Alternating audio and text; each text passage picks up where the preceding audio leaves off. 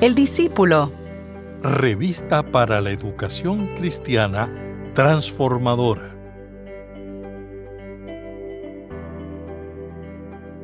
En muchas ocasiones, la imagen tradicional del nacimiento de Jesús, como los pastores vestidos según las tradiciones españolas, dista mucho de la narración bíblica. Según Lucas capítulo 2, Jesús nació en Belén de Judea, lo cual era una pequeña aldea. Era un lugar humilde donde algunas de las familias vivían en cuevas. Y el mesón mencionado en Lucas probablemente se refería a un cuarto de huéspedes en una casa local, que ya estaba ocupado cuando María y José llegaron. En la clase de hoy estudiaremos el relato del nacimiento de Jesús de acuerdo al Evangelio de Lucas. Mi nombre es el reverendo Luis Felipe Ramos Román, pastor asistente en Evangelización y Educación Cristiana, y te invito a que juntos participemos de esta experiencia educativa. El discípulo. El discípulo. Una revista para la educación cristiana transformadora. Mis amados y mis amadas, que el Señor les bendiga en este día, que tengan una feliz Navidad. Damos gracias a Dios por esta temporada hermosa donde celebramos el nacimiento de nuestro Señor y Salvador Jesucristo. Y en el día de hoy estamos trabajando nuestra lección número 17 titulada Nació en la ciudad de David. Y estaremos utilizando como texto bíblico el capítulo 2 del Evangelio de Lucas, los versículos del 1 al 16, y el texto áureo es Lucas capítulo 2, el versículo número 15, que lee de la siguiente manera. Sucedió que cuando los ángeles se fueron de ellos al cielo, los pastores se dijeron unos a otros: pasemos pues hasta Belén y veamos esto que ha sucedido y que el Señor nos ha manifestado. En esta clase queremos cubrir los siguientes objetivos. El primero, estudiar el relato del nacimiento de Jesús de acuerdo con el Evangelio de Lucas. Número 2, comprender que Dios decidió revelar el nacimiento del Mesías a algunas de las personas más pobres y vulnerables de la sociedad. Y número 3, resaltar el significado del nacimiento de Jesús en la historia de la salvación. Y en el día de hoy presentamos 3 vocabularios. El primero es Augusto César, y cuando hacemos referencia a Augusto César, hacemos referencia al hijo adoptivo de Julio César, quien se convirtió en el primer emperador de Roma, que dejó de ser una república para convertirse en un imperio. La segunda palabra del vocabulario es empadronado y significa ser contado en el censo. Esto tenía un propósito, y era que el Imperio Romano quería identificar las personas que debían pagar impuestos. Por lo tanto, el pueblo veía estos censos, ¿verdad?, como prácticas opresivas. Y el tercer vocabulario es Cirenio, y Cirenio era un gobernador de Siria cuyo nombre, de acuerdo con los historiadores romanos, fue Publio Quintilio Varo, el cual fue cónsul de Roma, procónsul de África y también gobernador de Siria, donde se destacó por su corrupción. Y en el año 9 a.C., este fue nombrado legado de Germania y murió junto a sus 3 legiones en la masacre del bosque de Teutoburgo, que fue organizada por Arminio. Así que damos gracias al Señor por estos vocabularios que nos abren ciertamente un poco más el entendimiento en cuanto a la clase de hoy.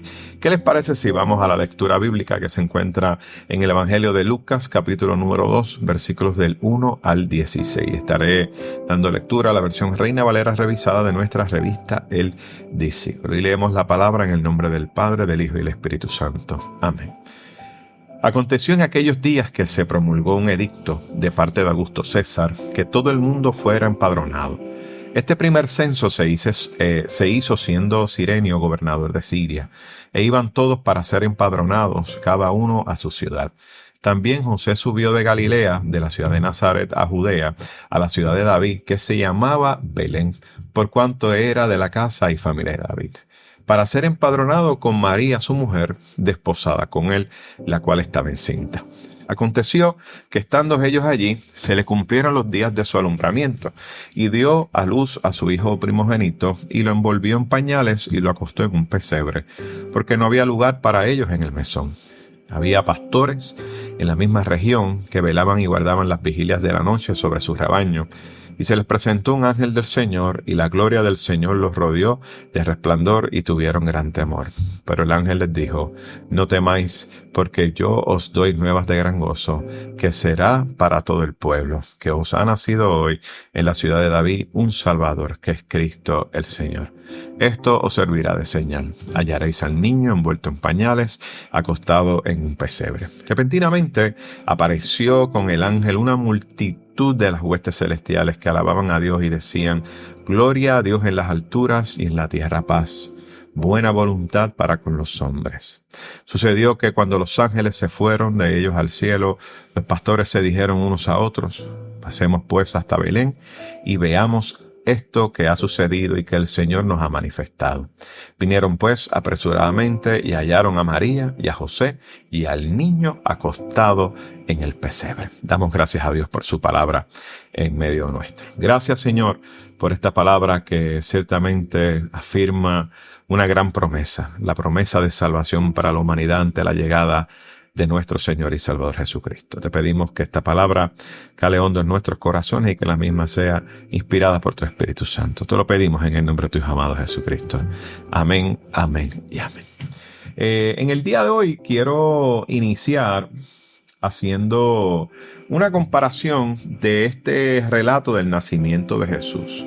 Hay una nota importante, y es que los relatos del nacimiento de Jesús solamente los vamos a encontrar en dos libros, en dos evangelios, en el Evangelio de Lucas y en el Evangelio de Mateo. Ambos nos presentan el nacimiento, ¿verdad?, con diferentes enfoques. En el caso de Lucas, vemos que los ángeles se le aparecen a los pastores para que puedan ir a ver al Mesías prometido. En el caso del Evangelio de Mateo nos presenta la historia desde la perspectiva de los reyes, ¿verdad? Los sabios de Oriente, ¿verdad? Como nosotros lo conocemos y como tradicionalmente le llamamos los Reyes Magos, ¿no? Que es lo que nos anima y nos enseña la tradición. Así que vemos dos relatos distintos, Mateo y Lucas, pero hoy nos vamos a enfocar en el relato del nacimiento de Jesús. Una de las cosas que es fascinante, ¿verdad?, del Evangelio de Lucas es que nos presenta, fíjense, de igual manera el nacimiento de Juan el Bautista. En la clase pasada estuvimos haciendo, ¿verdad?, una comparación del anuncio del nacimiento de Juan y del anuncio del nacimiento de Jesús, y comparamos, ¿verdad?, tanto la experiencia que tuvo Zacarías con el ángel como la experiencia que tuvo María con el ángel, donde estuvimos haciendo una comparación del Benedictus y el Magnificat, que es como se le conocen esos cánticos, ¿no?, tanto de Zacarías como de María. Pero hoy queremos enfocarnos en esta parte del nacimiento de Jesús, y como estamos utilizando el libro de Lucas, pienso que sería excelente poder hacer una comparación con el nacimiento de Juan el Bautista, que se encuentra en el capítulo número 1, y el nacimiento de Jesús en el capítulo número 2. Una de las cosas que nos presenta la experiencia del nacimiento de Jesús es que el anuncio que se da lo hace el ángel Gabriel, y el ángel Gabriel se le aparece a María y se le aparece en Nazaret, y ahí le da el anuncio, que lo estuvimos trabajando la vez pasada. Y de igual manera vemos que un ángel se le aparece a Gabriel, un ángel se le aparece a Zacarías, y es el ángel Gabriel, y se le aparece en el templo, y allí el ángel le dice a Zacarías la misión que iba a tener Juan el Bautista. Así que estamos viendo, ¿verdad?, que desde el inicio tanto Jesús como Juan, ambos son anunciados por el ángel Gabriel. Ahora bien, en el caso de María, vemos que María, al recibir ese anuncio de parte del ángel Gabriel, acepta este anuncio con mucha fe, aunque ciertamente hay una pregunta. Le dice: ¿cómo va a ser esto? En el caso de Zacarías, cuando escucha el anuncio del ángel, obviamente puso en duda el mensaje, pues porque era de edad avanzada, su esposa también era de edad avanzada.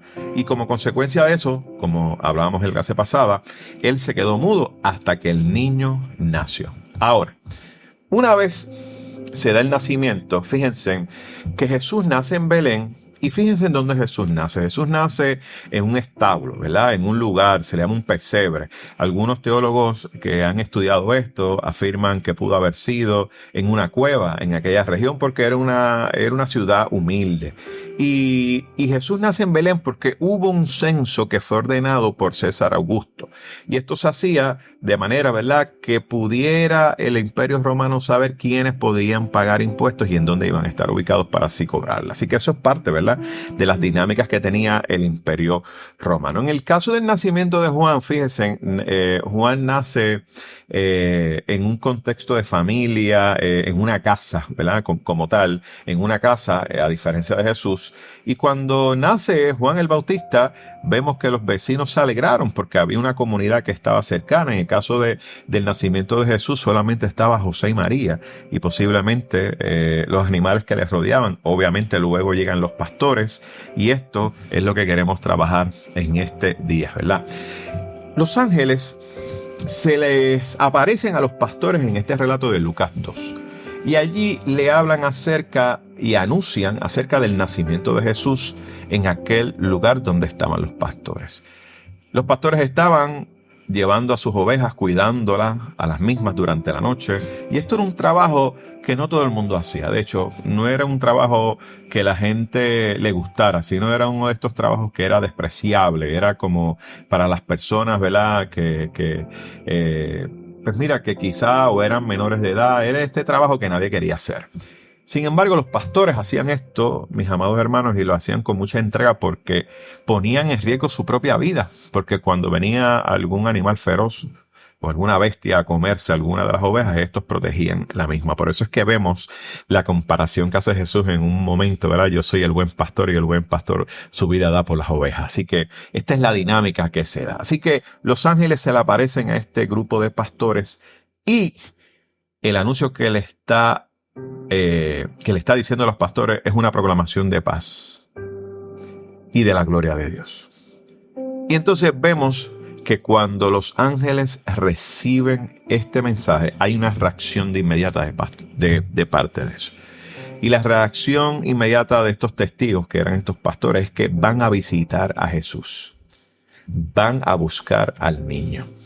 Y cuando llegan allí donde estaba el niño, le cuentan acerca de este anuncio a los padres, a María y a José, lo cual causó asombro en los oídos de ellos, porque los ángeles anunciaron quién era este niño que había nacido, que era el Redentor de la humanidad.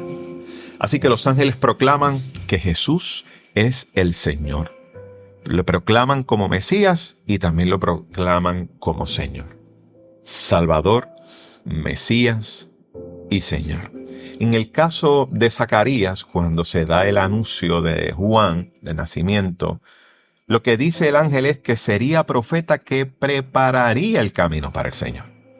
Fíjense entonces cómo Lucas va utilizando ambos relatos, el uno y el otro, pero utiliza a Juan de manera que presenta a través de Juan el cumplimiento de la promesa, ya que este niño que va a nacer es el que anunciará, el que abrirá el camino para el Salvador del mundo. Así que ahí vemos estos relatos que se están dando y vemos cómo se van amarrando el uno del otro, donde cada uno de ellos tiene un rol. En el caso de Juan, Juan es el que está llamado a preparar el camino del Señor y llamar al arrepentimiento. En el caso de Jesús, su rol para el plan de salvación es un rol como Salvador. Pero de igual manera, se presenta como Hijo de Dios y como el Rey eterno. Y este Rey está destinado a cumplir las promesas de Dios que había hecho. Las promesas de salvación para el pueblo. Así que el nacimiento de Jesucristo, el anuncio más importante que nos presenta nuestro Señor y Salvador Jesús con el nacimiento, es el cumplimiento de las promesas de salvación. Nació nuestro Redentor, el mediador entre Dios y los hombres. Y este, mis amados hermanos, es el mensaje que se debe transmitir constantemente a la humanidad. Sin embargo, el contexto del nacimiento de Jesús nos habla mucho y tiene mucho que decirnos a cada uno de nosotros. Lo primero es dónde Jesús nace. Jesús nace en Belén, y Belén era una aldea humilde de Judea.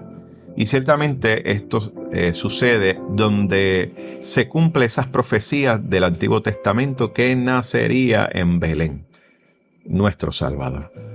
Otra de las cosas que nos presenta el texto es el asunto del mesón, donde José y María fueron a buscar refugio, un lugar donde alojarse, en lo que se hacía el censo, pero no había lugar para ellos.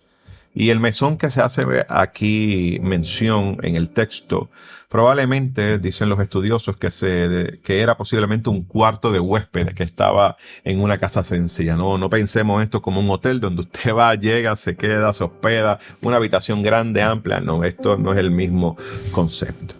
Y esto nos presenta los grandes desafíos que María y José tuvieron que enfrentar ante esta realidad que tenían del censo y ante la falta de alojamiento. Estos fueron algunos de los desafíos que esta pareja joven estaba enfrentando. Uno de los temas principales que nos presenta este relato ciertamente es el asunto de la providencia divina. Ese Dios que provee, ese Dios que es soberano. Y me encanta mucho esto porque fíjense, Dios utiliza este evento de este censo, ¿verdad? Bajo César Augusto, para cumplir ese plan de salvación. Así que Dios utiliza este evento histórico para poder cumplir ese plan. Y vemos entonces que cuando se da el nacimiento en Belén, está reafirmando esa conexión mesiánica con el linaje de David que se nos narra a través del Antiguo Testamento.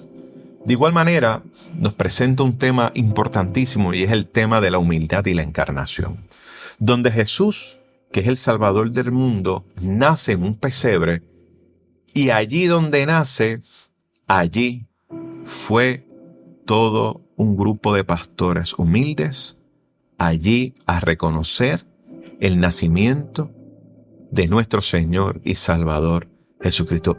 Imagínese el escenario. Porque cuando hablamos del Rey y Señor de señores, el Salvador del mundo, quizá la primera imagen que había en la mente es llegar a un castillo, un palacio. Pero no, el escenario que se resalta aquí es totalmente distinto a las expectativas que puede tener una persona de un rey glorioso, del nacimiento de un rey glorioso. No. Totalmente en contraste. Y esto nos presenta un tema importante y es el tema de la humildad de nuestro Señor y Salvador Jesucristo, donde ciertamente eso definió su vida y su ministerio. Algo que destacó tanto su ministerio. Yo pienso que es algo que nosotros como iglesia no podemos perder, el aspecto de la humildad, el aspecto de la dependencia total a nuestro Dios. Ahora bien, me encanta mucho esto del anuncio a los pastores, porque fíjense en que este anuncio tan importante se le da a un grupo de personas que eran considerados, marginados de la sociedad. Porque como les dije, los que hacían este tipo de trabajo eran personas marginadas de la sociedad. Piensen en el trabajo más difícil, eso era el trabajo de los pastores, el que menos la gente quería hacer. Así que los pastores en cierta manera son grupos marginales. Y a estos Dios les dio el anuncio del nacimiento de Jesucristo. Y me encanta mucho esto porque fíjense que este acto de que el ángel fuera y se le apareciera a este grupo de pastores nos habla acerca de que Dios puede depositar su mensaje en personas marginadas para proclamar el evangelio de Jesucristo. De igual manera, subraya también el aspecto de la universalidad del mensaje de salvación, donde este mensaje de salvación es para todo el mundo, para toda persona, no importando su raza, no importando si es hombre, si es mujer, no importando su edad, no importando si es alto, si es bajito, si es flaco, si es gordito, si es pobre, si es rico, no importa. Todos necesitamos del mensaje de salvación. Y me encanta mucho esto porque vemos que el Señor escoge a este grupo de hombres y mujeres que eran pastores para llevar este mensaje. Y este tema de la universalidad del mensaje de salvación es algo que la iglesia tiene que seguir proclamando y no podemos olvidar. Ahora bien, me encanta también la respuesta humana de los pastores, que es la respuesta que cada uno de nosotros debemos asumir. Y me encanta mucho el ejemplo de ellos porque tan pronto reciben el mensaje, corren con urgencia a ver al niño Jesús. Y allí cuando llegan, comparten ese mensaje que recibieron de los ángeles. Y ahí este grupo de pastores se convirtieron en los primeros evangelistas del nacimiento de Cristo. Y me fascina mucho esto porque dice el texto que una vez vieron el niño, le contaron la historia a José y a María, volvieron a sus trabajos glorificando y alabando a su Señor. Yo creo que esa es la respuesta de nosotros en esta Navidad. Que corramos a la presencia de nuestro Dios y Salvador Jesucristo. Que podamos correr hacia Él. Y que podamos contarle a otros del mensaje de salvación que hemos recibido. Y que nuestro acto constante sea uno de glorificar a Dios y alabar a nuestro Dios. También me encanta mucho la respuesta de los ángeles, que son parte de la creación de Dios, donde los ángeles cantaron gloria a Dios en las alturas y en la tierra paz, buena voluntad para con los hombres. Así que toda la creación dieron gloria a Dios por el nacimiento de nuestro Señor y Salvador Jesucristo. Pienso que este mensaje del nacimiento de Jesús nos presenta varias aplicaciones prácticas. Lo primero es esa inclusión de toda persona al mensaje del Evangelio. No importando su condición, todos necesitamos de Dios. Y me encanta mucho porque Dios revela su mensaje a quienes la sociedad desprecia. Y eso nos hace recordar que todos somos valiosos para nuestro Dios. Y ciertamente que el mensaje del Evangelio siempre va a desafiar los prejuicios humanos que podamos tener. A veces esos prejuicios los vemos en nuestras congregaciones, porque quizá llegó un hermano o una hermana que quizá llegó vestido de una manera, o quizá llegó con no sé cuántos tatuajes, o quizá llegó con una gorra, con pantalla. Llegó, miren, no sé cómo llegó. Démosles gracias a Dios porque llegaron. Porque el mensaje del Evangelio, el mensaje del nacimiento de Jesús, nos habla que es un mensaje para todos y cada uno de nosotros. Y que nos va a desafiar. Y nos desafía constantemente. Y que nos deja saber que todos necesitamos. Y por lo tanto, si todos necesitamos, tenemos que compartir este mensaje a todo el mundo. Ciertamente, mis amados hermanos, nuestro Salvador es el mediador de ese nuevo pacto, donde nos asegura la promesa de una vida eterna. Por eso, mis amados hermanos, tenemos que servir con humildad, así como lo hizo nuestro Señor y Salvador Jesucristo, y que podamos servir los unos a nosotros, y que de todo lo que nosotros hagamos podamos glorificar a Dios y podamos brindar alabanza a nuestro Dios. Por lo tanto, es importante que reconozcamos como iglesia la soberanía de Dios. Es importante como iglesia que valoremos la humildad como una virtud esencial para que reflejemos a Cristo. Y número 3, que podamos participar activamente en ese plan de salvación. Que compartamos el mensaje de Jesús con alegría y que lo compartamos con urgencia. Que más allá de sentarnos semanalmente en nuestros escaños, escuchar quizá al pastor o a la pastora y compartir y cantar, alabar, Dios desea que tú y yo seamos partícipes de ese plan de salvación. Más allá que estar sentado en una congregación, se trata de compartir el mensaje del Evangelio con otros y con otras. Por eso en este día damos gracias al Señor por el nacimiento de nuestro Salvador. Señor, te damos gracias por el nacimiento de tu Hijo Jesucristo. Y te damos gracias porque de manera sencilla y profunda nos has revelado a Jesús, a cada uno de nosotros, a esta humanidad que necesitaba de ti y que necesitamos de ti. Gracias, Señor, porque te acercaste a nosotros. Y a pesar de nuestras fragilidades y nuestras carencias, tú siempre has tenido un plan para salvarnos y deseas salvarnos. Te agradecemos, Señor, por permitirnos comprender quién es Jesús. Y te damos gracias, Señor, por todo lo que has hecho. Es en el poderoso nombre de Jesús que hemos orado. Amén, amén y amén. Mis amados hermanos, que el Señor les bendiga y esperamos estar con ustedes la próxima semana.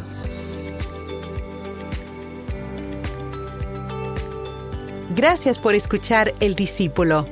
Revista para la educación cristiana transformadora.